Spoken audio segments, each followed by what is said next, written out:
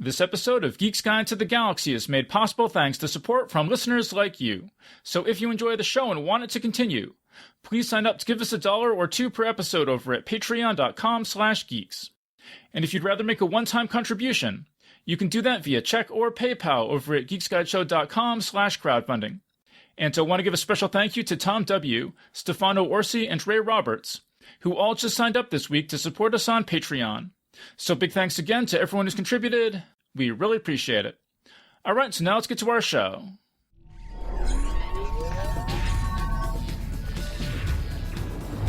Wired.com presents The Geek's Guide to the Galaxy. And here is your host, David Barr Kirtley. Hello, and welcome to episode 455 of Geek's Guide to the Galaxy. Today on the show, we'll be discussing Season 1 of the animated series Blood of Zeus on Netflix.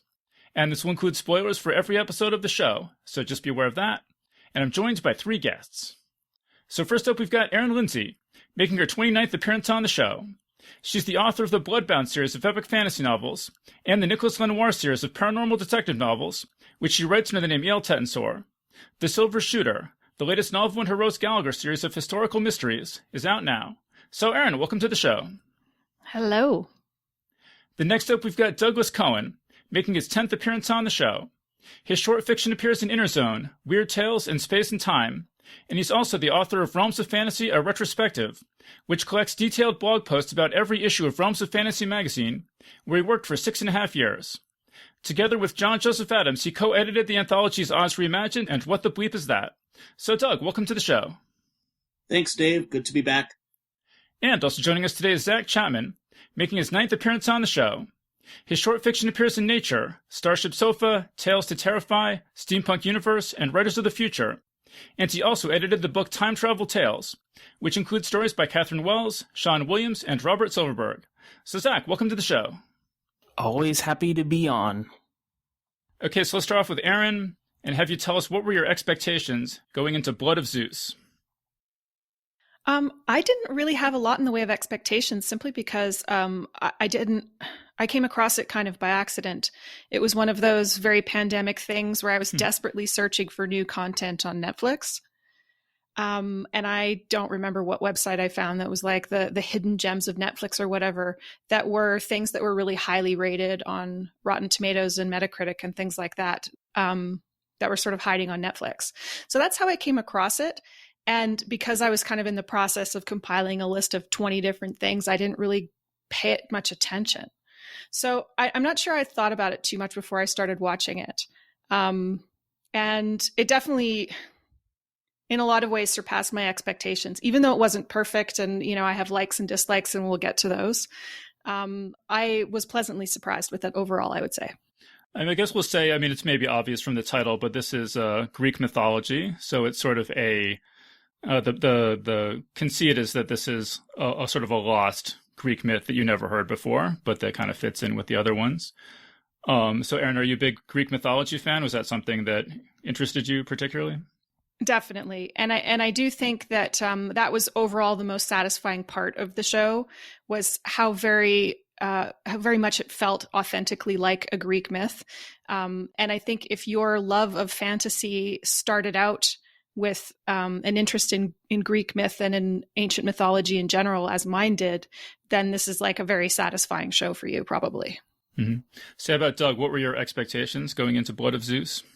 I'm going to echo a lot of what Erin said. You know, I just kind of stumbled upon this. I saw a trailer, and, you know, I had watched some anime originals on Netflix before, and I was always far from impressed. But they showed some fight scenes, and I won't lie, I like some good fight scenes in anime, and I was like, oh, that actually looks halfway decent. And then I kind of looked it up on Rotten Tomatoes, and I saw a very surprising high rating. And I said, oh, maybe there's actually something to this show on top of the good fights. Yeah, I think it's 100%, right? Or it was at one point. Something like that. I think it was at least 90. So we're talking top tier numbers.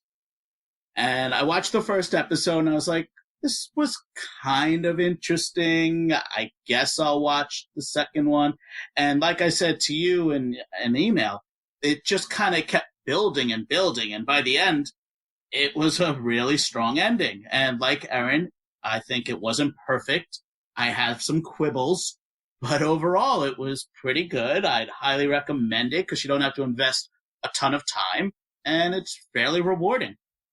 And how about were you, Doug? Are you a Greek mythology fan? I mean, I've always appreciated the Greek myths. I read the Iliad a couple of times. I've read the Odyssey. I've read some of the other classic plays like Oedipus. I'm not hardcore, but, I'm familiar with Greek mythology, and I appreciate its contributions to the genre. Epic fantasy is always my first love, and you can argue in many ways that the Iliad created like a format for future epic fantasies. And this in particular, Blood of Zeus, it's not just for Greek mythology fans. I'd say it's also for fans of epic fantasy, because by the end, this has become truly epic. That's good. That's a good. I like that response. It's like, oh, I've read the Iliad a couple times. Nothing, no big deal. I was thinking that, like, I'm not a big fan, but Well, I mean, it's not like I went out of my way to read it a couple of times. I had to read it for one class in school, and then a year or two later, I had to read it for a different class, and I knew it, but I was like, you know what? I'll read it again. Yeah. Okay. All right. How about Zach? What were your expectations going into the show?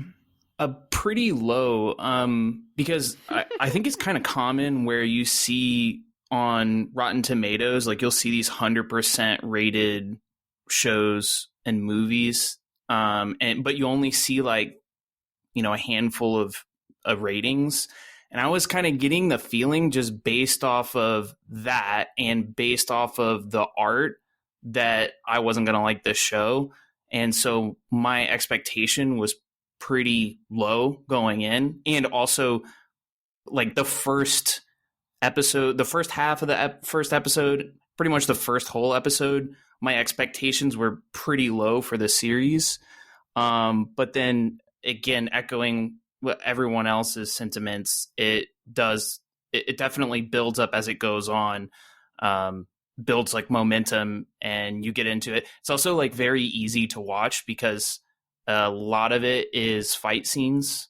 So, and the fight scenes are well done. While I don't care for a lot of the designs, and that was one of the first things that you see, Blood of Zeus, and you see the main character, and he just looks kind of like on the title card, he looks like an NPC. Like he's got like brown hair, blue eyes, a little scar on his eyebrow for interest, a dirty tunic, and that's it. I mean, he's like not even an interesting looking NPC.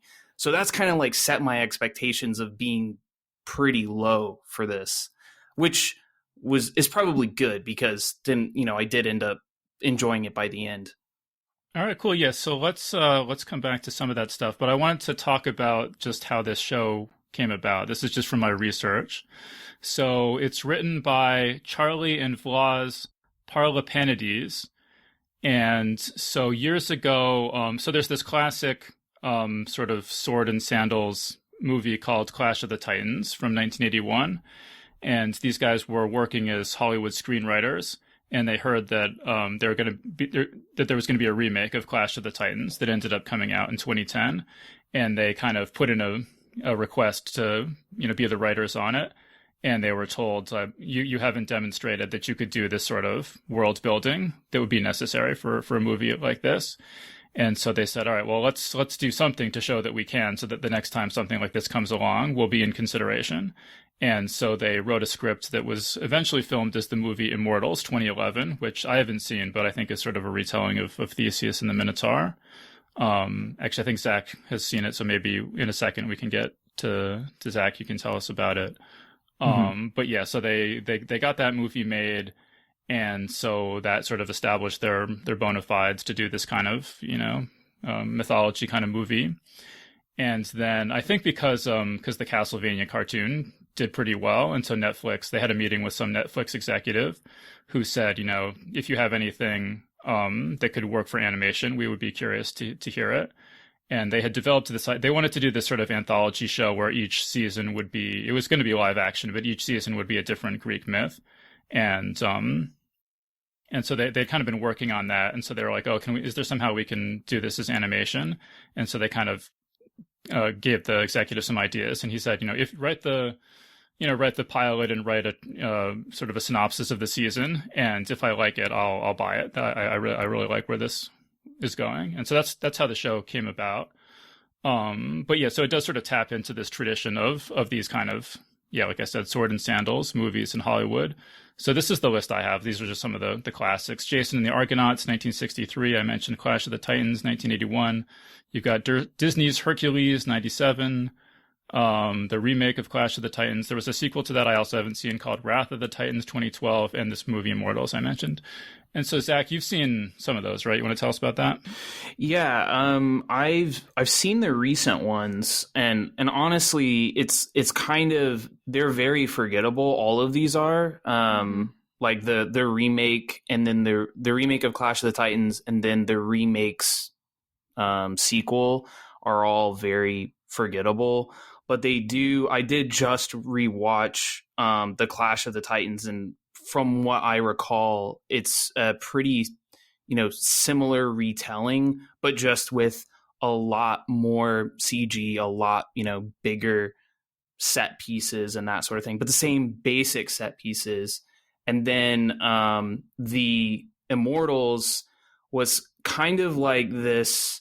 It's kind of like Gods versus Titans. It's kind of similar to the show, the last episode, but the Titans are kind of depicted, from what I remember, not really as Titans, but and the gods aren't really depicted as gods. They look kind of normal. The Titans look kind of like zombies with these kind of spiky helmets. Visually, it's Tarsim Singh. Yeah. And so visually, it looks, if you take a frame from it, it looks really cool. There's a couple of really cool fight scenes. There's an overuse, like an extreme overuse of slow-mo. I mean, it was like it feels like he's just trying to do 300. And I read like a quote from him saying like he wanted to do like a Greek epic as like a Renaissance painting. And that's definitely like, if you take a still from this movie, there is a lot of like Renaissance painting like imagery, but it's very forgettable, and it's not I wouldn't recommend it. One of the reviews I read, it might have been Rodri, but I forget, but the person said this is the most beautiful, awful movie you've ever seen. Well, and even there are a lot of fight scenes where it's so dark visually, like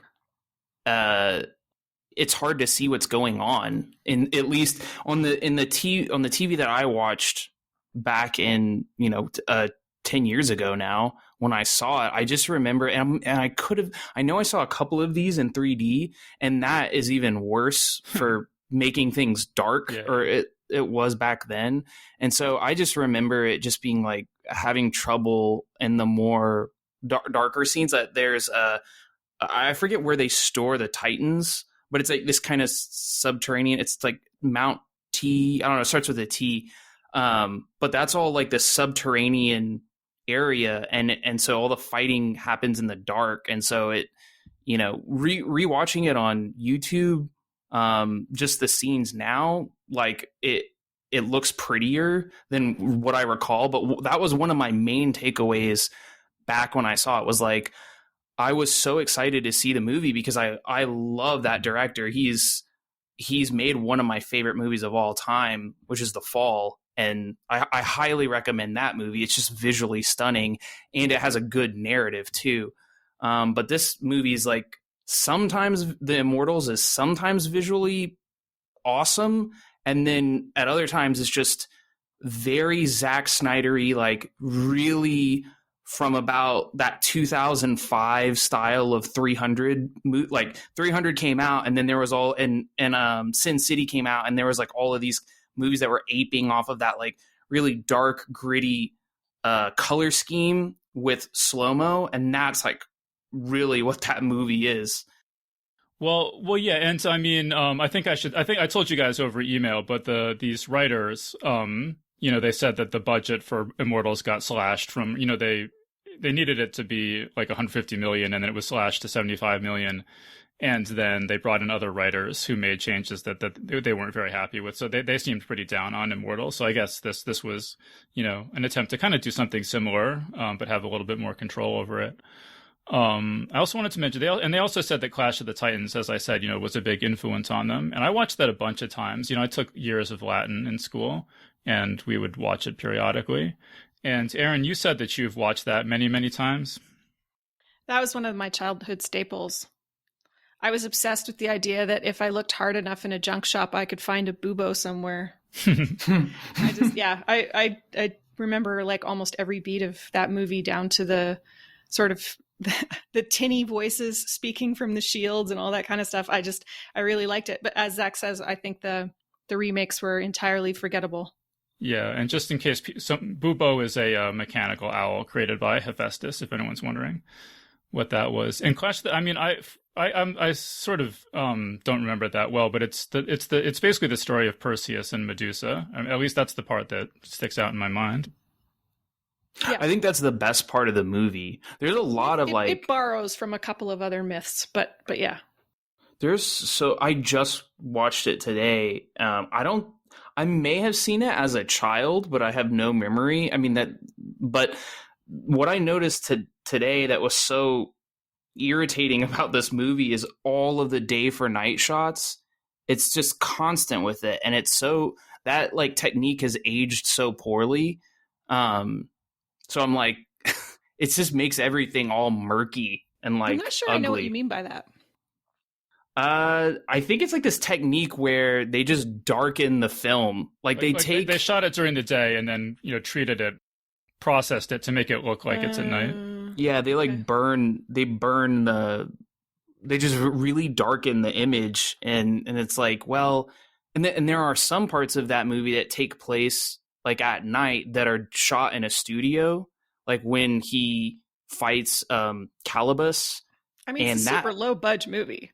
Yeah, well, and that looks cool. It's crazy how better that movie from the 60s Jason and the Argonauts looks.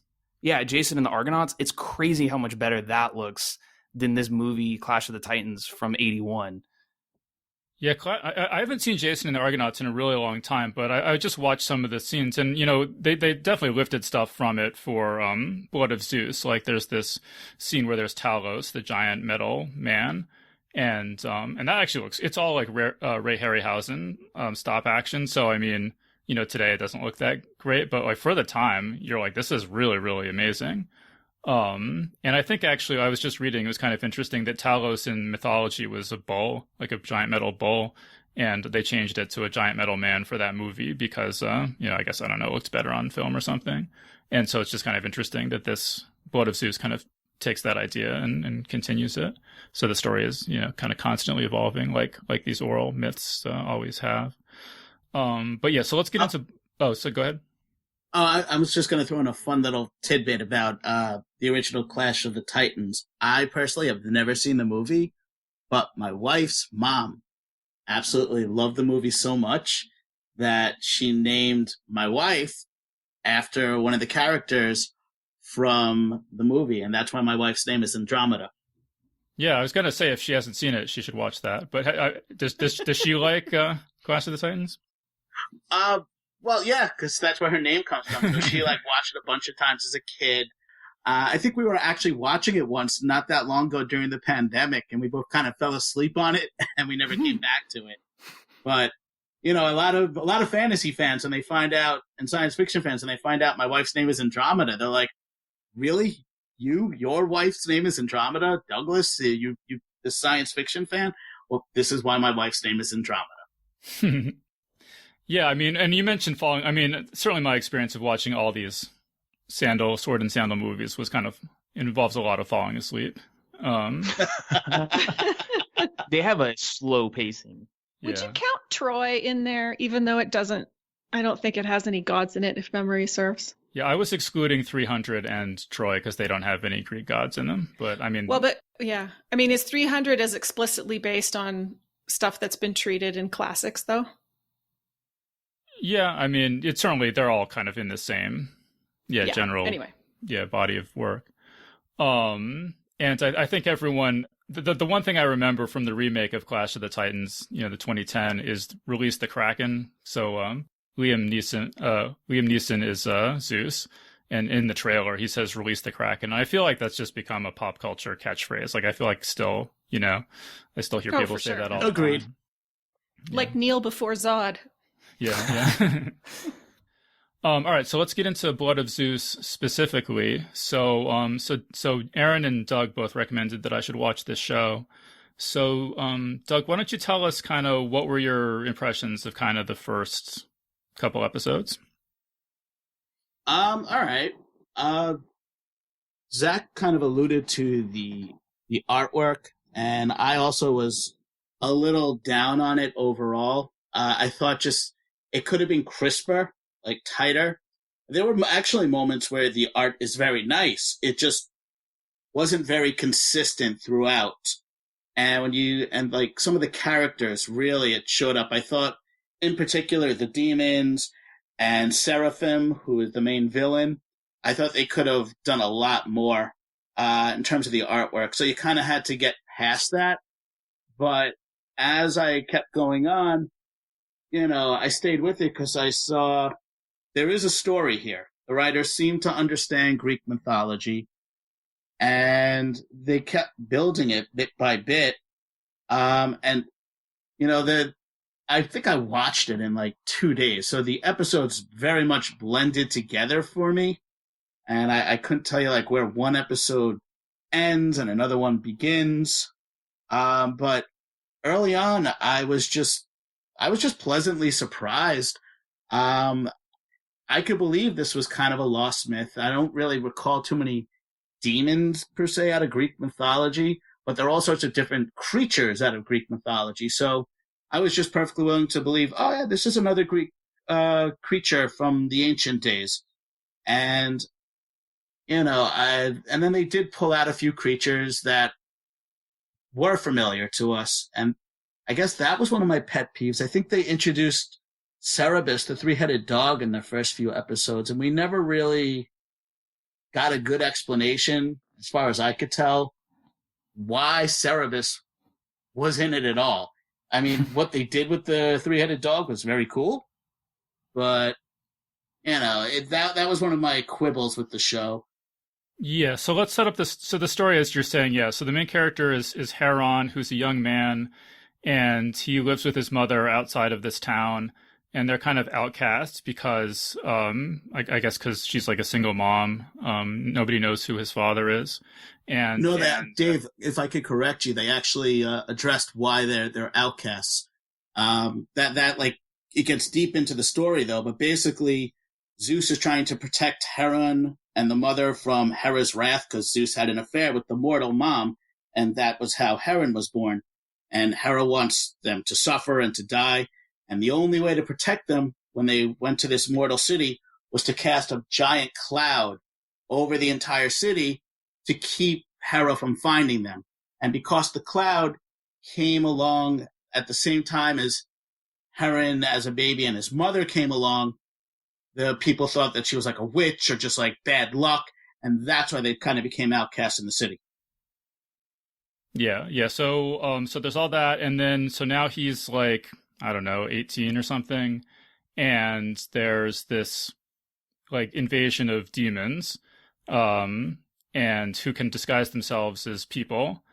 And I actually really liked the art. I was pretty impressed visually with the show. That was really kind of the main thing, along with, the fact that I like Greek mythology, that kind of drew me into it.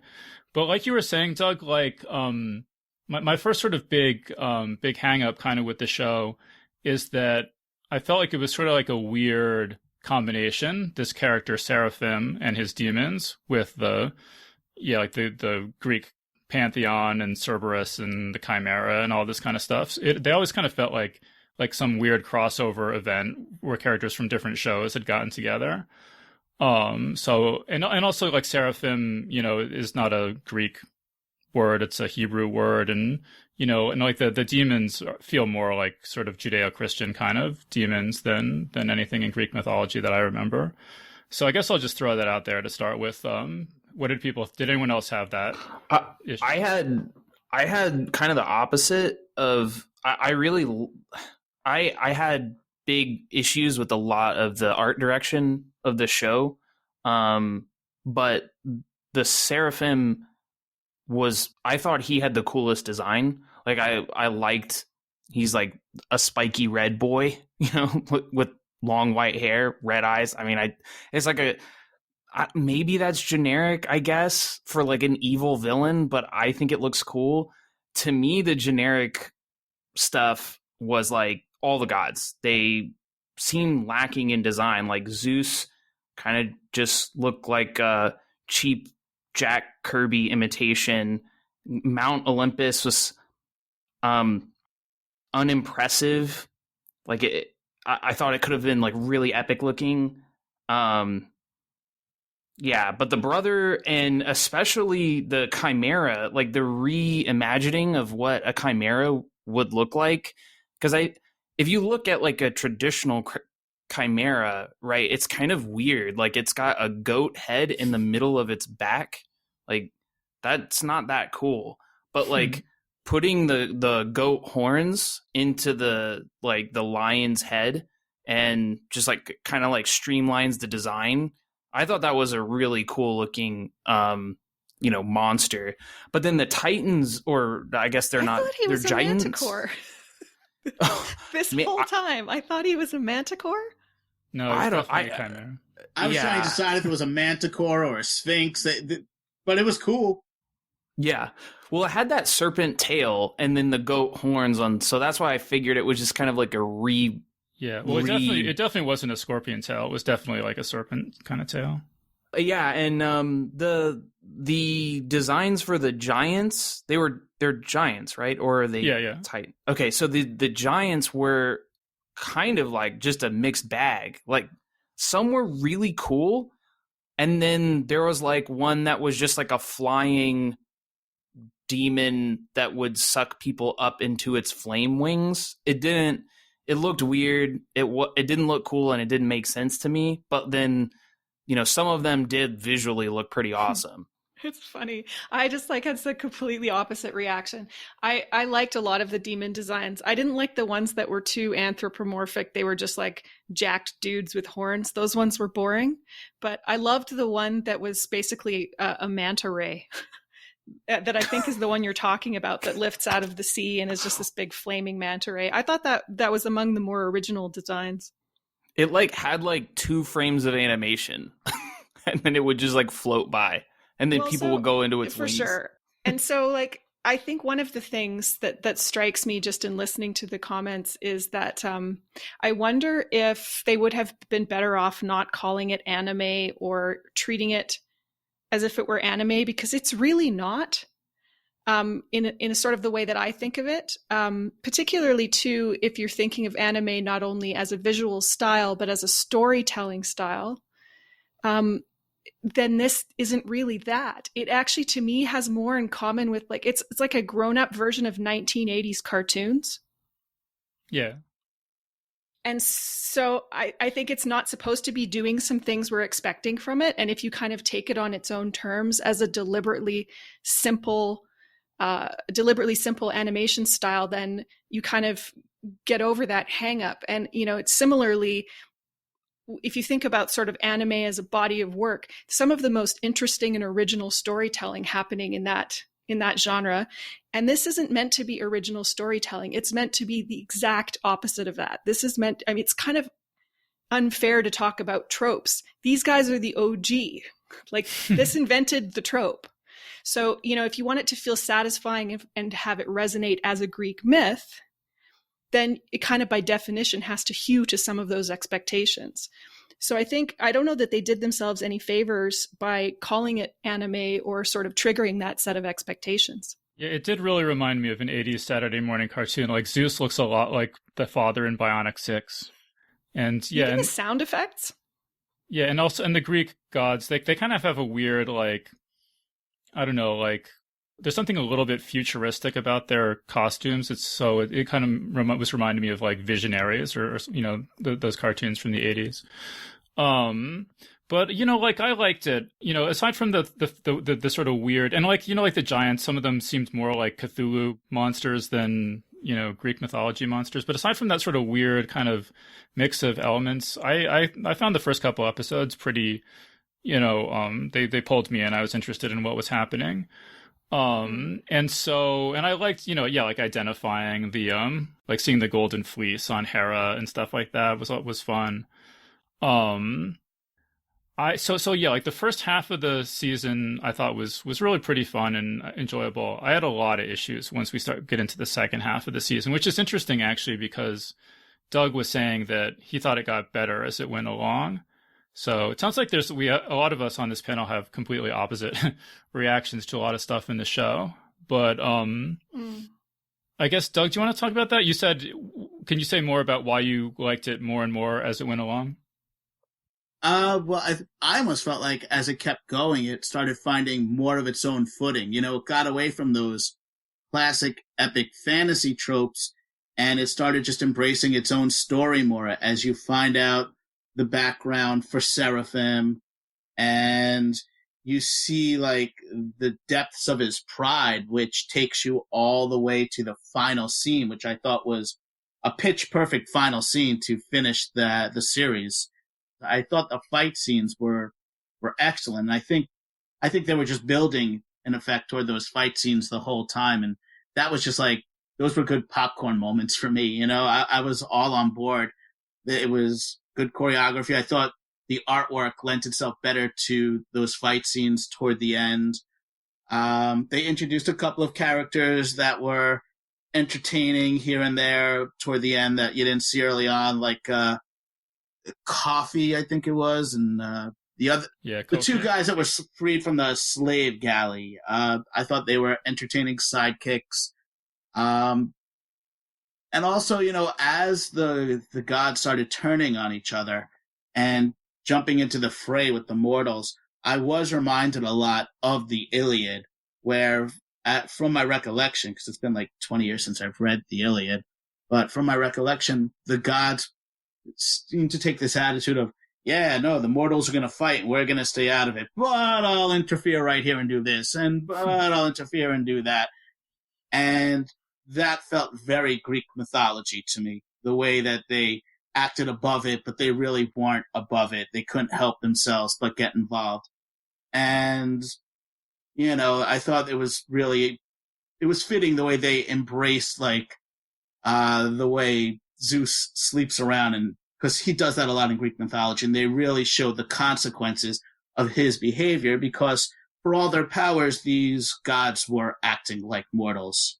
Well, yeah, let me pick up on that, because I thought that this was different than I had always imagined Zeus as kind of a, sort of a philanderer. That I never had the sense that he had any great emotional attachment to any of these mortal women that he was having sex with. Most of them he just straight up raped. Yeah, and Let's so put this that out there. And this that they really make it like it's a love story between him and Heron's mom, who's Electra. So yeah, I mean, Erin, did you feel like this was? Do you agree with what I'm saying, that this is kind of a different version of Zeus than from the mythology? It is and it isn't. I mean, I would say it's the same version but soft pedaled. I think my central sort of struggle with this show is that the main conflict is both very true to the source material and deeply problematic. And that's kind of, it's hard to square that circle. I mean, ordinarily, if this were not sort of hewing so closely to the source material, I would be complaining a lot about the central conflict essentially revolving around Zeus, who we're clearly supposed to sympathize with to a large extent, who is just a complete dog who's running around rutting with everything that moves, which Hera is the only one who really just, she says it, but we don't see it. So we're meant to sort of focus on this love story between Zeus and Electra, despite the fact, and to some extent, a love story between Zeus and Hera. It's a love gone wrong, but that it used to be this wonderful love between them. And we skip lightly over the fact that, Hera mentions that he's philandering all the time, but we never see it or see any evidence of it other than sort of briefly mentioning Apollo and Hermes and some of these others who are the spawn of these previous unions. And, Hera as the antagonist is the archetypal woman scorned. And she's sort of all the things that we've come to expect from women in this position. She's deceitful and manipulative and petty and all of these things. And it would all just be a giant eye roll were it not for the fact that that is indeed how Hera is portrayed in a lot of Greek mythology. So I kind of had a bit of a struggle with that. And what I wish they would have done is sort of relegated that maybe more to the background and maybe an old source of bitterness, but focused more on her more contemporary jealousies. Made more of the fact that, for example, she used to be the queen in this story. She used to be the queen of the gods, and Zeus kind of usurped her. I kind of wish they had made more of that and focused less on the woman scorned angle. Yeah, I definitely agree with that. I thought that her jealousy and so on was not a strong enough motivation to want to massacre half of her family members.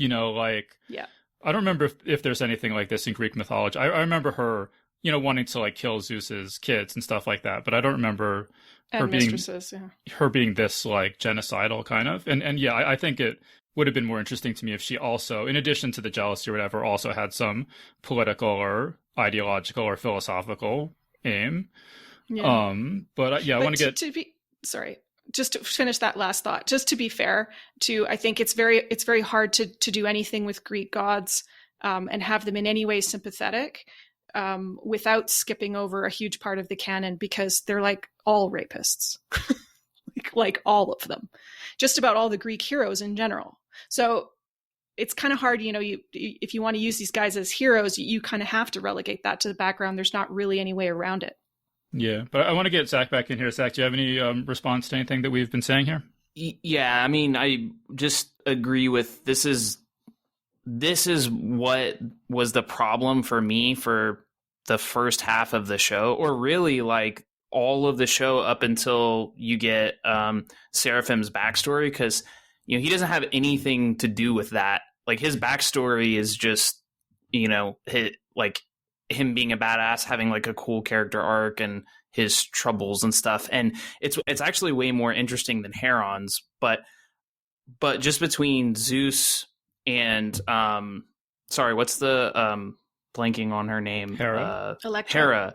Yeah, Hera. It's they could have fixed this by making Zeus not just oh man, he just wants to be the world's best dad. And it's that just totally rubbed me the wrong way. I did not care for how Zeus was depicted. I wanted him to be the type of god that's gonna strap someone to a mountain for giving fire to mortals and having that person's liver get eaten by buzzards every day or whatever. He just didn't seem like a wrathful or vengeful or interesting god. He's just this he's really sympathetic, or I guess he's written that way. He just wants to be the world's best dad, and he loves this. Pretty feckless, right? He makes a lot of stupid mistakes. Yeah, he doesn't seem smart. He only does the only cunning thing that he does is towards the end of the show, he gives Seraphim the heads up on where his uncle is, and to complete his revenge, he's here, look, I'm not going to hold this above you like Hera is. So go get your revenge, and then we can be buddy, which that might be the only thing that happens in the entire show that is someone doing something intelligent. Because the show is just, people fighting. Yeah. Well, you mentioned Seraphim's bad motivations. You mentioned Seraphim's backstory, which was probably my favorite part of the show. There's in episode 4, we kind of get his whole story where basically, his mother was queen, and Zeus was taking the form of her husband and having sex with her, and then she got pregnant and then gave birth to 2 children, one of whom was by her husband, the king, and one of whom was by Zeus. And when her husband, the king, discovered this, he tried to kill Heron, the Zeus's child, and Zeus intervened and saved him, but killed the king in the process. And then the uncle takes over, and then he wants his own kids to inherit the throne, so he tries to kill Seraphim, and then Seraphim is sort of saved by a loyal court person and spirited off into the wilderness, and it goes on and on. But I mean, it's an interesting story, and I thought it was pretty good. And I totally agree with you, Zach, that it's more interesting than anything that we find out about Heron, which I think as a whole, I could say a lot about that. But I guess I will. I mean, I think that, probably my number one issue with the show as it develops is, like I said, I really liked, I thought the visuals were awesome, and the fights and this whole world of the demons and mythology and everything I thought was super cool. But then just like on a sentence by sentence level, I didn't find the characters that interesting. They seemed either to have no personality or very one-dimensional personalities. And this thing with Seraphim's backstory is like the one part that jumps out at me where it was more interesting. But then I feel like it kind of he just became sort of a cardboard villain again after that. So yeah, that's kind of, I guess, my major difficulty with the show is I thought that the characters, I just didn't, there was nothing about their personalities that I found that engaging. Heron was actively annoying in some parts, I thought. Yeah, but I don't know. I guess I disagree just a little bit with what happens with Seraphim, in that his motivation it seems logical, and it's interesting to me that he's just he says, fuck the gods, I'm aligned against the gods, join me, brother. And it's not to me that wasn't too too cartoonish. What was bizarre was that his brother was like, no, I'm gonna kill you. Heron, who's supposed to be the good guy, is like, no, I'm gonna side with the gods, which just didn't seem to make sense, because Zeus hadn't been a good father, and the gods are trying to kill both of them, so they should have teamed up. So I did like where that motivation took him, and that he was just trying to erase the gods, and that was cool. And it makes sense. Hera, he's not teaming up with Hera because he wants to. He's using what ability she can give him now, and then he's gonna turn on her as soon as possible and kill her and kill Zeus, which to me was it made sense with the character. And it's yeah, that's actually kind of heroic, in a way. Fuck the gods, they're assholes. They don't deserve that power, especially if they're gonna make these little wars against each other for her cheating, or because they're cheating on each other. He's the only one who calls them on their bullshit, and I think that's kind of the disappointment. It's not just that Zeus was a bad dad. Let's go back to the beginning. Zeus starts out as a total perv in the form of a bird watching a woman bathe. He's perving out, and then he shows up in her bedroom in disguise and basically lies to her for months and months while he's effectively, having non-consensual sex with her. And so it goes from there. And at no point, Heron's chief objection to all of this seems to be, you let my mom suffer, and you never intervened and helped. And that is a perfectly legitimate gripe, but it's also just a fragment of the ways in which Zeus has been a total fuck, and no one's called him on it. And so I think Seraphim's choice is completely rational. He seems to be the only one who realizes that it's not even, it's kind of interesting because, as Douglas was saying before, it's portrayed as this is a mortal conflict and the gods shouldn't intervene, but it's not. It's a celestial conflict that they're using mortals as their proxies to carry out against one another. and they're just all manipulating and being selfish through the whole thing. And it just would have been nice if maybe one of the more neutral or good aligned characters was also like, but you guys, we're being played here. And is anyone else not on board with this? I want to get Doug back in here. Doug, what do you think about what we're saying about these characters? Yeah, I had a few thoughts. In terms of the characters, like, I get what a lot of people are saying, but I just kind of roll with the punches, because I think in a lot of cases, we were dealing, instead of like, these deep psychological profiles, we were getting archetypes, It's like, here's like the key points about Zeus and Hera, and roll with that. And here's the key points about Ares or whoever, and roll with that. And I think the writers just kind of took it for granted that most viewers will go along with this, because we're not just doing this arbitrarily. We are drawing on Greek mythology, which has established archetypes. And yes, we are going to make some tweaks here and there. I guess, like, in terms of like Zeus with the love story, I think if they emphasized Zeus the rapist, it probably would have turned off a lot more viewers. So they tried to soften it up. That's probably true. Yeah, so, and yes, with Seraphim, he was less of an archetype. He was more of a psychological profile, and he was, I agree with everyone, he was the most interesting character in the entire series, but I also get why Heron did not want to join with him when he extended his hand, because, you know what? Seraphim did kill their mother. And yes, they were manipulated, but even despite the manipulation, that was an unnecessary murder.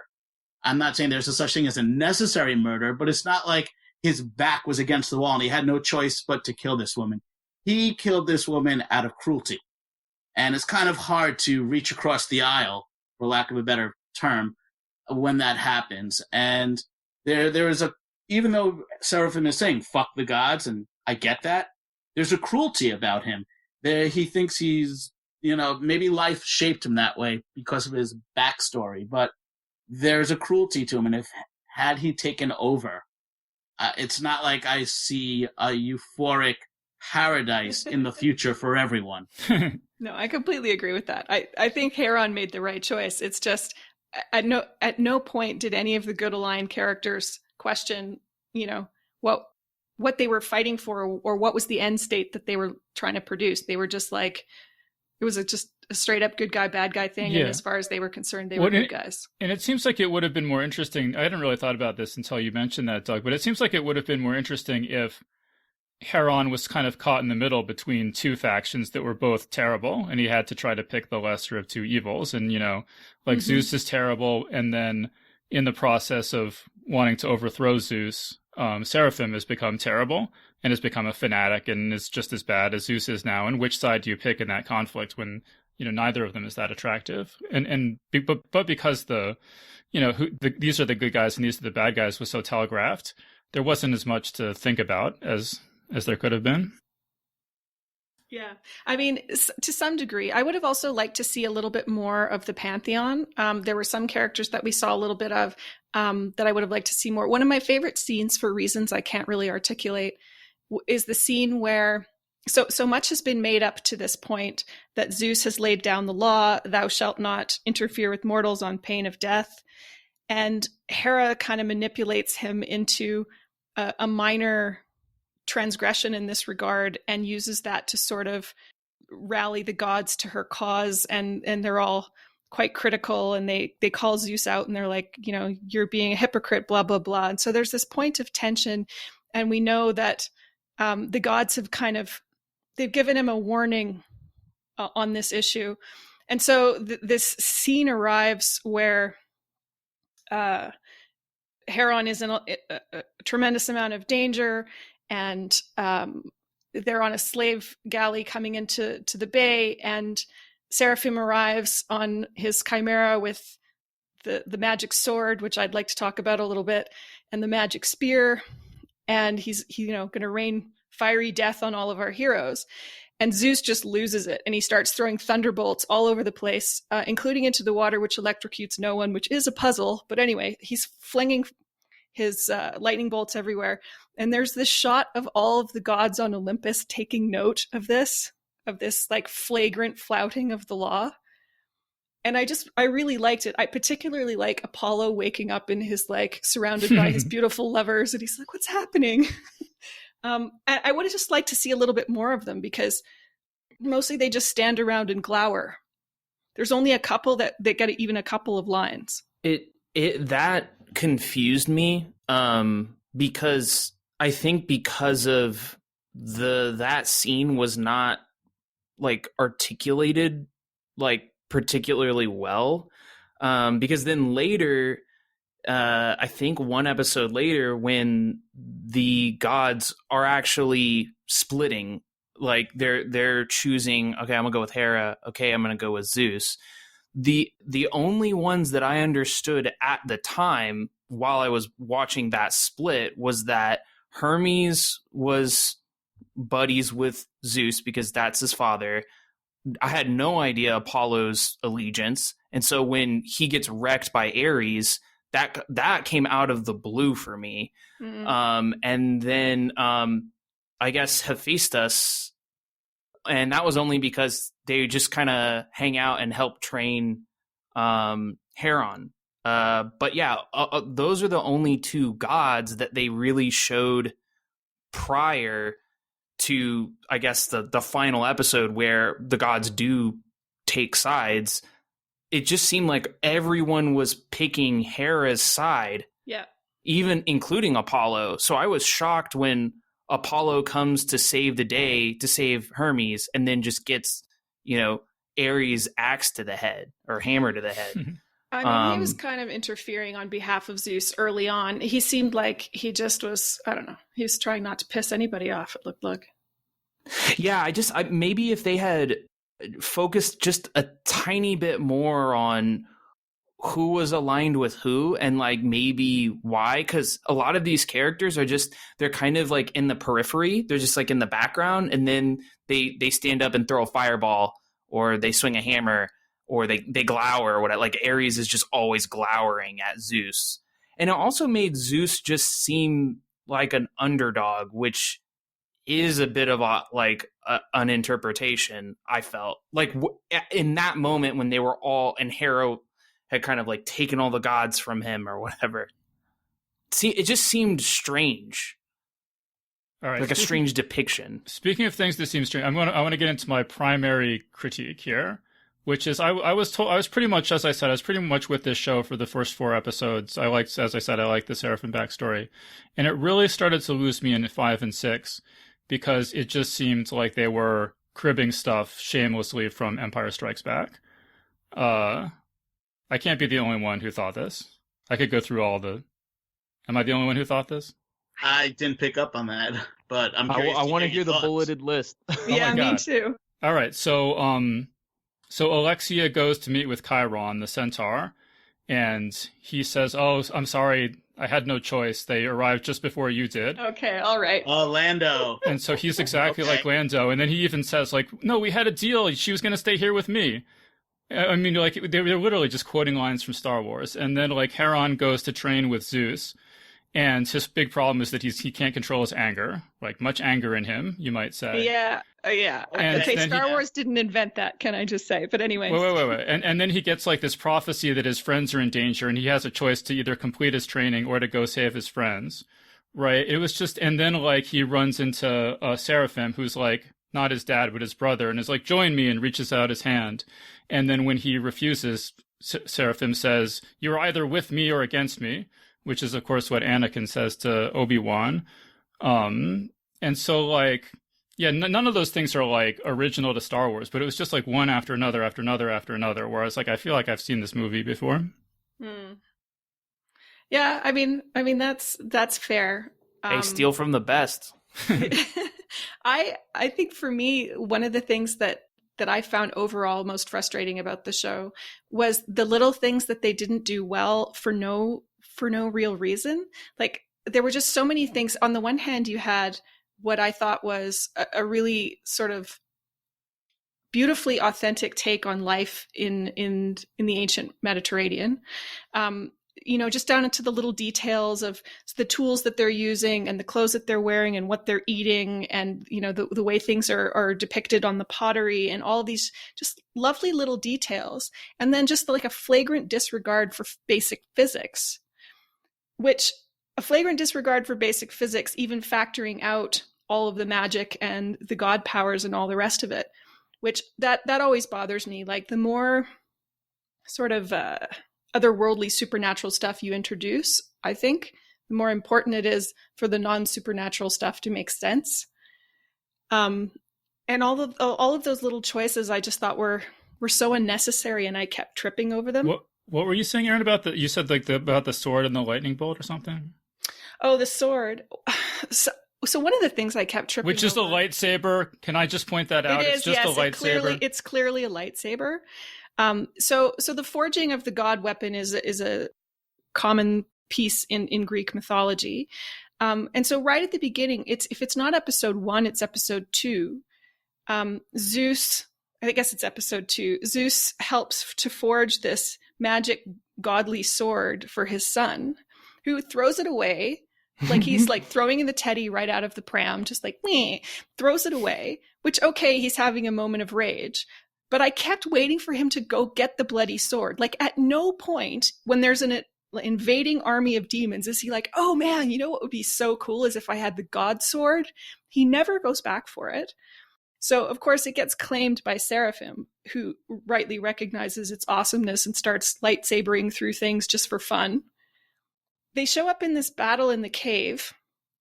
One of the first things that Heron does is knock the sword out of Seraphim's hand, and I'm like, at last he's going to claim his birthright. No, he just fucking leaves. He just Chekhov's gun that never goes off. Chekhov's useless sword that never gets used. Leaves it there.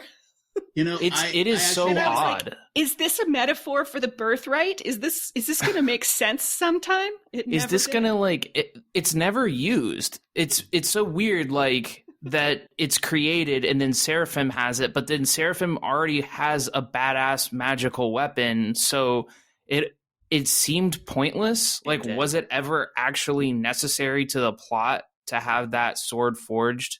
Wait, Doug, go ahead. Yeah, I had a bit of a different reaction to this sword just because, okay, it was forged by Zeus with the intention of giving it to his son, which, that follows expectation. And the expectation was that, fine, after Heron threw the sword into the stone in anger, and by the way, sword in the stone made me think of King Arthur if we're going to talk about cribbing stuff. But instead, Seraphim claims it, and it's like, oh, okay, well, he claimed the sword. So when is, Heron going to get it back? And he never does, but the sword was still put to use because it was only through that sword that Seraphim was able to defeat the giant robot guardian Talos, the Metal Man, because nothing else was able to hurt him. And that allowed him to claim the Cauldron of Darkness, which allowed the giants to come back, which made Hera's plot come to fruition.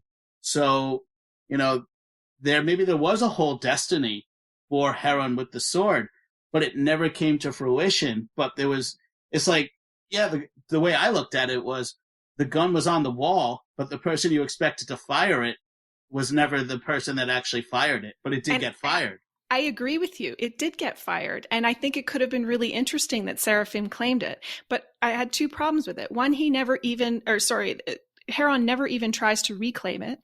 And 2, there could have been so much subliminal meaning there. There could have been so much for example, you could take it the sword is an embodiment of Zeus's interference. And if he had never interfered, then it would never have been possible for Seraphim to defeat Talos and unleash the giants and blah, blah, blah. They could have done so much with this, but instead they just kind of leave it. I agree with what you're saying, but I guess on a practical level, when he fires the arrow and it knocks the sword out of Seraphim's hand, they still had to get away. There were a bunch of demons coming at them. So, they retreated for a real purpose. And I guess it could go either way. And I'll throw this out here is I read in an interview that Netflix has contracted these guys for 2 more seasons of Blood of Zeus. So if they're going to use the same characters, we could see the sword come back into play. Cool. We could. Is that a good segue to talk about the ending? Because I had issues. Yeah, I guess, like, does anyone have anything, just general observations about the show before we get into the last 2 episodes? I do have one. Okay. Going back to the sort of the authenticity of the Mediterranean region at that time, one of the things I really appreciated was the diversity in the humans. They showed very realistically that although the majority of the action takes place in Greece, you have a whole bunch of people who are A, either not Greek, or B, who are Greek of various mixed heritage in the mix. And I thought that was not something that everybody thinks to do and is very authentic and realistic. And I just found it really puzzling that that wasn't replicated with the Pantheon. It's a super monochromatic Pantheon. The Apollo had a tan, but he had, like, golden blonde hair, so that all of the gods were this very sort of classic Western portrayal of, and then I guess Ares had a puzzling complexion. He was like blue, kind of gray. I don't know what his deal was with the 5 o'clock shadow. I felt like he was supposed to look like someone, and I couldn't put my finger on it, like a contemporary movie star, and I couldn't put my finger on it. But anyway, I just thought that was a strange choice. So I'm just going to put that out there. The only other thought I had is that we actually haven't even mentioned one character that was kind of a big part of the story, but not so big that, I guess that you couldn't get by without mentioning. I mean, that we could have this whole conversation, and she has been mentioned to this point, was Alexia. And I was thinking about her before, just because, I mean, there were some issues raised about, making Hera the typical, vain, petty woman, which, while on the one hand it feeds into Greek mythology, but on the other hand, it's like, this is how you're going to portray a female character. But then they also gave us the Grand Archon Alexia, who was an Amazonian and a very strong female character. In this interview I mentioned, the writers actually said they were like heartbroken. They wanted to give so much of her background, but they just like ran out of time in these episodes. And I think they hinted that we might get her background in future episodes, but she was an interesting character, I thought. Not quite demigod level, but powerful. She had her own storyline, but it just kind of got sublimated by everything else. Yeah, I mean, I thought she was, I thought she was cool. I mean, I thought she was just sort of like a little bit just kind of one-dimensional badass, but I did watch an interview with them where they said that they had this whole backstory for her that I think they, that it was all like written and everything, and that it just got cut out because of time and everything, and that they said that they actually offered to pay out of their own salaries for it to be animated, and they were just told, like, no, we just don't have time to do it. And I think there was a lot of stuff, I think a lot of my complaints about the characters being one-dimensional and stuff probably would have been addressed if there'd been more. They initially had this as 10 episodes and Netflix only gave them 8, so they had to cut a bunch of stuff. Yeah. And, so it's not necessarily their fault. But that was kind of my reaction, was that we really needed to spend more time getting to know these characters if we were going to care about the big battle at the end. I feel like we might learn more about some of these other gods in the next season. Like, if, let's say, they bring back Seraphim, I feel like they're setting up Hades for a big role in season 2. So Yeah, it could be. And I think that's probably, that resonates about Alexia, because there's the one scene that they did leave in that didn't really make a ton of sense on its face, which is when they're going through the fields of the dead, which is one of my favorite scenes in the whole series.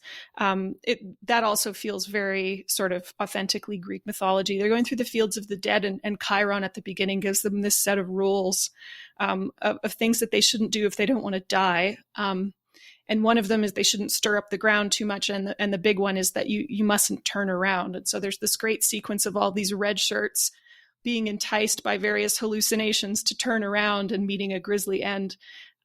And in one of those hallucinations, Alexia encounters her parents. And you can tell, you feel as the viewer that this is supposed to be very significant. And she's clearly upset. And her father at one point says, that your mother is dead because of you. And it's clear that there's these big issues there, but we don't know what any of them are. And so the scene doesn't do what it could have done if we'd had some of that backstory that didn't make it through the process. I thought that if Chiron was that wise, he could have given them a little bit more of a heads up about these illusion things. I'm just saying. You mentioned that the 10 episodes, and it's funny because it's often a complaint with myself and many critics that these shows should not be beholden to this 10 episode format, and it causes so many shows to drag.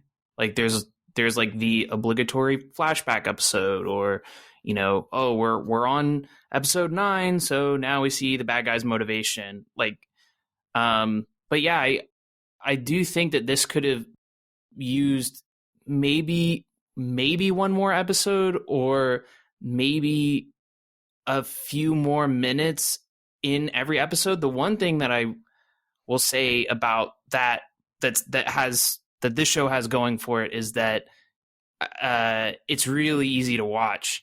And if all of that backstory had been,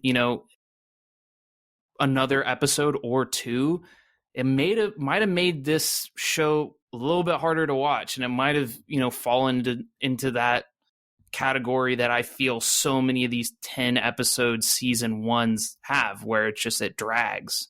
But this show does not drag. I wonder if for me it didn't. Just should have had fewer characters introduced in this season. I mean, maybe save Kofi and Evios for season 2 or something. Because it did feel like we didn't really get to know. I mean, there's this part where I forget who, but somebody refers to Heron and Alexia as lovebirds. And it's like, wait, what would lead you to that conclusion? Like, have they even really talked to each other? So, but definitely I thought, either make it a little bit longer or have somewhat fewer characters and more time with the characters that we already have, or something. Because we definitely needed just more quiet moments. Like I was thinking, in Fellowship of the Ring, there's just this moment where the people are all standing around, and they're, the members of the Fellowship are all standing around, and they're, sword fighting, and then two of the hobbits kind of tackle Boromir, and they're all rolling around and laughing, and Aragorn's watching them and laughing and stuff. We just need moments like that are just normal life, so that we feel these are real people that aren't just, this is the plot, this is the next big fight scene that we're getting to.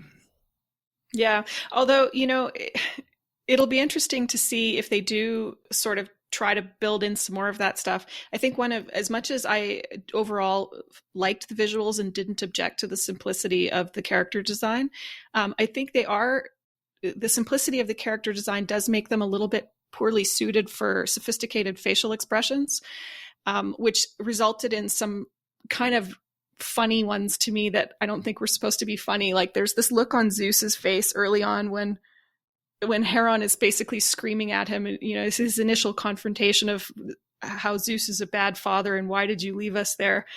And Zeus does this side-eyed glance and it's comically bad. And there's actually a lot of Zeus's facial expressions were comically bad. And this is just a side note, but if we do get into some of this more emotional stuff, it'll be interesting to see if the animation actually permits facial expressions that don't look really cheesy in relation to these heavy moments. Well, part of me wonders if Netflix has ordered 2 more seasons, if they might have a bigger budget for the next couple of seasons, and maybe since some of us don't like the animation, maybe they'll even have a better animation budget and some of these issues might just go away. Yeah. See, Erin, you had something specific you wanted to say about the last episode or two? Yeah, I just don't think it should be a series.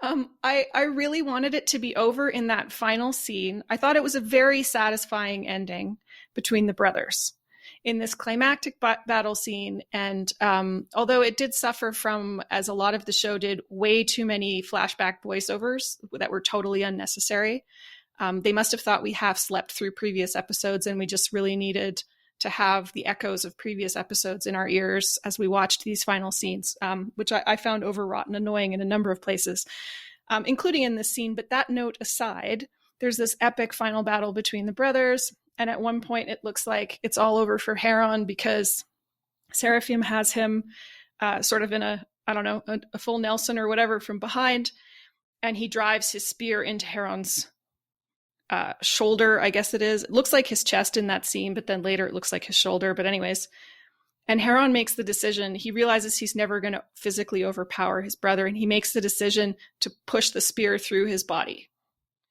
And then he totally Zeuses out and summons some lightning, and he survives. It looks like he survives just long enough to take the dead brother's hand and put it on top of the cauldron in order to stop the giants forevermore.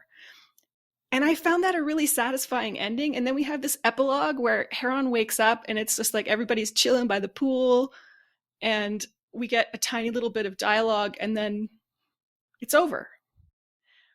And whether you make the decision to continue with the series or not, I kind of would have liked that really dramatic ending to just sit and be, rather than have this chilling by the pool moment at the end that just, I don't know, it felt like this huge epic battle just took place, but everybody's fine with it, and we're making flowers grow with our fingers and, eating grapes. And we saw Seraphim in the underworld too. There was that piece, and that piece I could have lived with as being, it kind of cues that there is going to be the next series, but it doesn't go into this. I don't know. There was a kind of it was no big deal kind of feel to that last scene. So you're saying that you like, say for the sake of argument that they were going to have more seasons, but you think it should have just ended on that dramatic note, and then they should have had the chilling by the pool start in season 2, or not? Yeah, something like that. Like it ends on that note, and maybe there's a post-credit scene of Seraphim in Hades. The end. And then and then and we could maybe get a hint that that Heron survives. I wouldn't object to that necessarily, but yeah, the scene at the end where there's just Heron's bandage is almost like literally the only sign that this incredible world-racking event has just taken place, and it just felt, I don't know, a little bit pat to me. Well, I don't know, Zach, what did you think of the last episode? Well, specifically that scene, I enjoyed it just because it just went batshit, and we had the anime fights, and but specifically with that scene, I liked it because it got me thinking, like, where is this show going to go next? And I wasn't fully on board, but like now, okay, so is he replacing Zeus? Like, are they, seeing him as a god / demigod? I don't think I would have been asking those questions or predicting what's to come, or being excited about Heron's plot if we ended it, the one scene before. So I understand the complaints, but I was there for it. Yeah, I wonder if maybe like in that last scene, if you just saw more signs, if there's just more smoking ruins and people with injuries and people, in pain and sort of pulling themselves together, if it would have done everything that it needed to set up season 2 without having this issue that Erin's pointing to, where it seems like we just had this like Ragnarok style battle and it kind of was no big deal. Yeah. Maybe even a bit of animosity between the gods, because they were just fucking fighting each other. Exactly. Like, they were just trying to kill each other, and like and nobody's asking the question, like, what do we do now? Our king is dead and our queen. Yeah. Ares and Apollo should have been like mean mugging each other, and I think that would have like gone a long way for that scene. See, Doug, what do you think of anything else you want to say about the last episode? Well, I mean, I did enjoy it. I think Zach hit the nail on the head when he called it batshit crazy, because the fight scenes were fantastic. I loved the final little scene with Seraphim. I wouldn't have had a problem if they made it like a post-credit scene, as Erin suggested. I kind of understood the purpose for the scene post-battle, but before Seraphim, where you just see everyone around the pool, because you see Heron becoming accepted by the other gods and basically ascending now to what we're acknowledging is his rightful place in Olympus. So that felt like the full arc to his story. I guess there could have been a little more damage and mayhem that they depicted, but they did show some of Hephaestus's constructs fixing the damage for Olympus. My big question, though, about the last scene was, okay, they showed Zeus dying in battle, and that was a cool death the way he went out. It does raise a question, well, are they going to find a way to bring him back in season 2? But also, like, you saw Hera lose her hand to Seraphim, but I don't think she actually died, but we don't see her in that scene at the pool. So it felt like, to me, it felt a little incomplete what they did with Hera there. I mean, I guess for her behavior of unleashing the giants and letting things go too far, that was her penance, losing her hand, but it didn't feel like a full arc to her story, because that was like the last time we saw. Well, now that you mention it, I feel pretty certain they're both coming back, because yeah, we didn't see her die, and I forget, isn't there something we see something with a lightning bolt involving Zeus or something that I feel like gave me the pretty clear impression that he was going to come back. Well, they showed his statue, like they put a lot of emphasis on focusing on his statue at the poolside scene at the end. So that said to me, they're going to find a way to bring him back. Well, and then you see like lightning strikes or something. I mean, that just, I don't know, that's kind of irritating to me, because I would just prefer that Zeus and Hera are dead, and then now, like, we go forward, like, really what is next? If it's just Zeus is back and it's like, okay, well, we have these two heavy hitters. I like the idea of, Poseidon and Hades. I mean, they're the two offspring left of the Titans, right? And then, like, they're the big heavy hitters. And so what does that mean? I think that's a cooler route. Kill off Zeus entirely. He was a boring ass character anyways.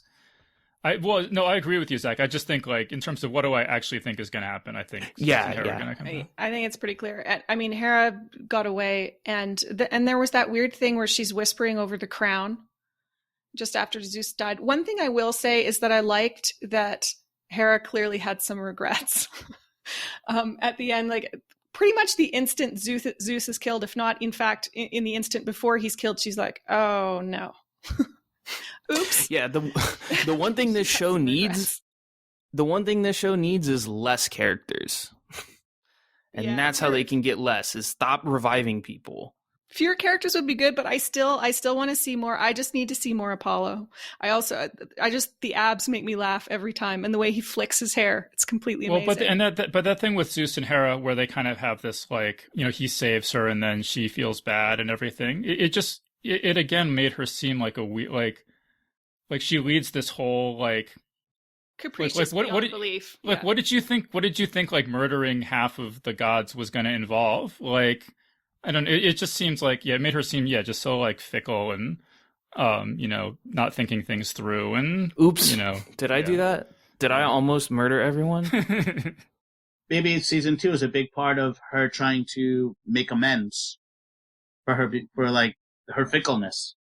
That could be an interesting twist. But I'm willing to I'm willing to be on board with Zeus and Hera coming back, depending on what they do with that next season. I remember there was also, like, a point where they hinted that maybe Hera might be the way to get Seraphim out from the underworld, because there was a throwaway line where she said, "I can protect you from the horrors of Hades."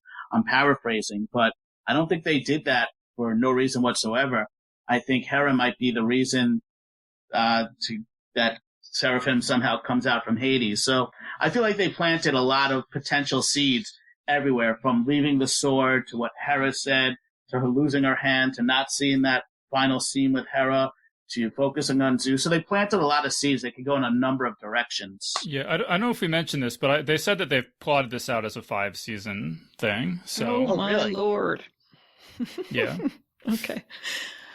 I am looking for. I mean, I thought that the visual design of Hades was really great, and so I am looking forward to seeing more of that. And do I have the thing here? Just the different regions that you see: Tartarus, Asphodel, Erebus.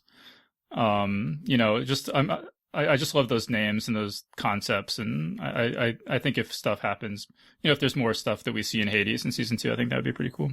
Including Hades being like, has anyone seen my dog? Yeah. He got out, and I haven't seen him in days. Here, boy. Why is he?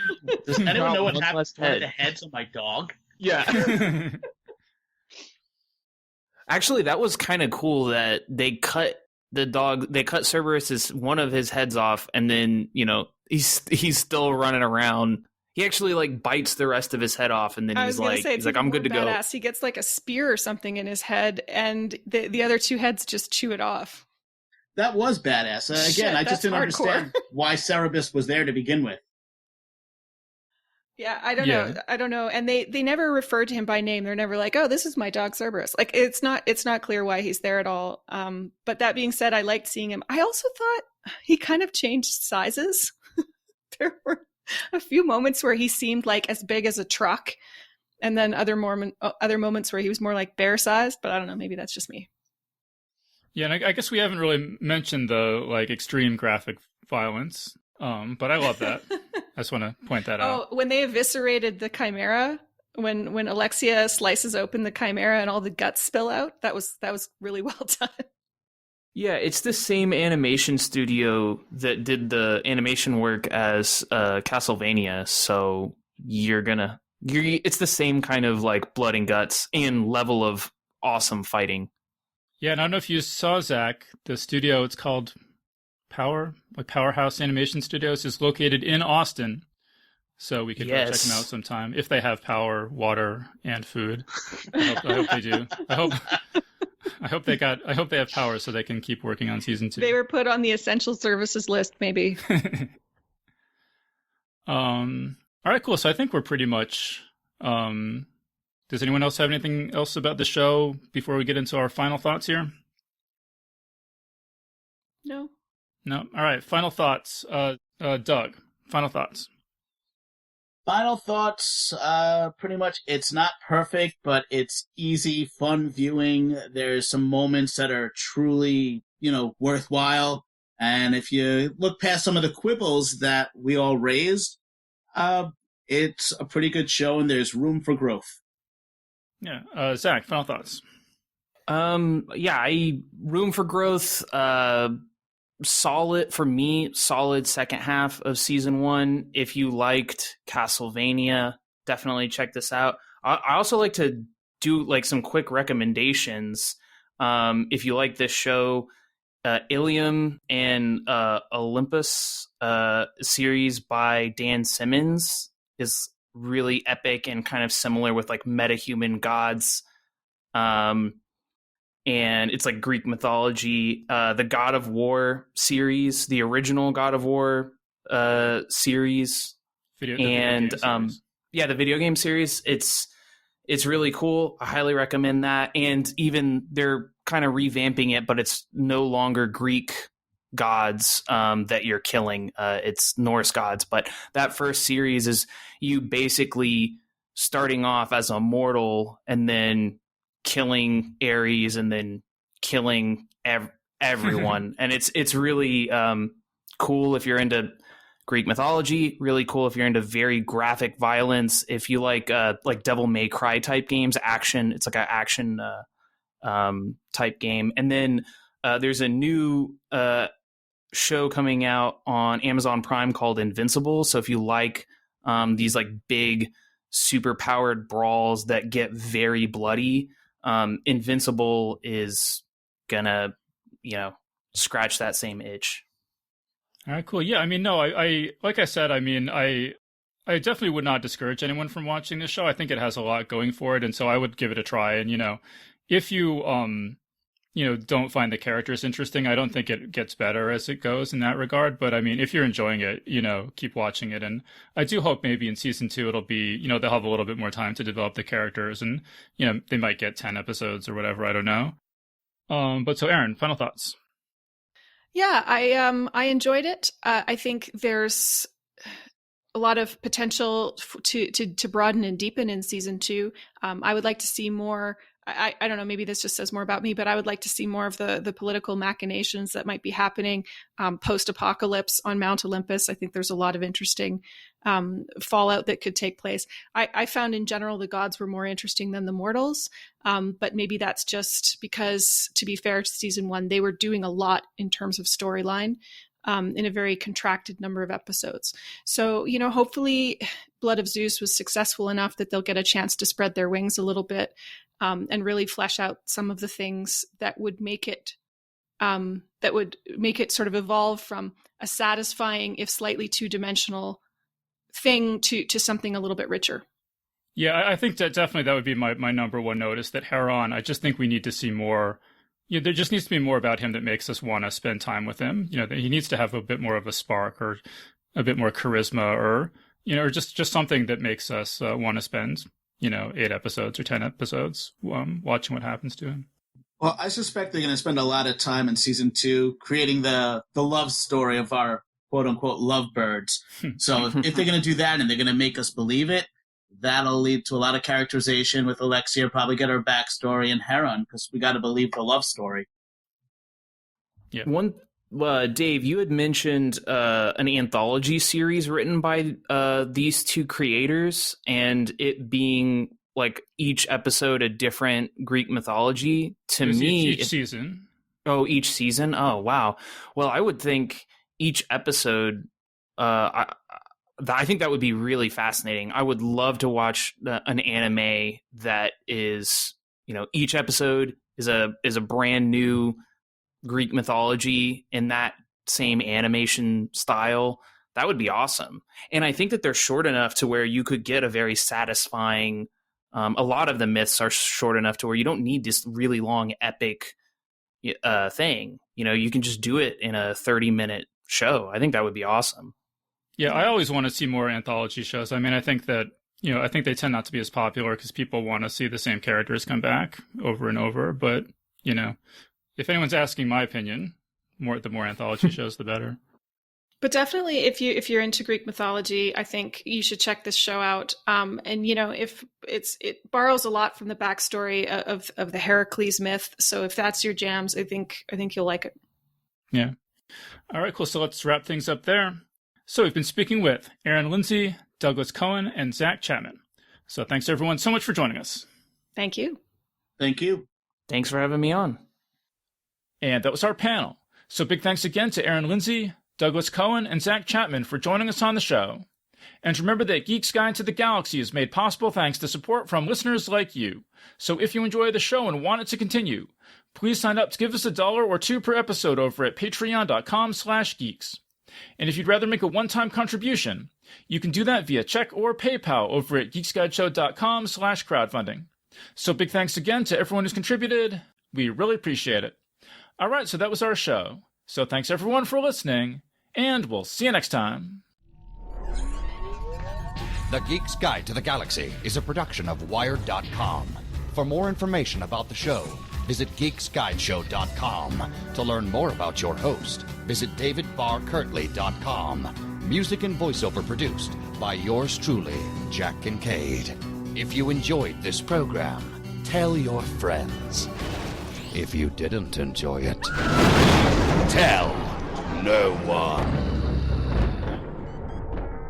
Thank you for listening.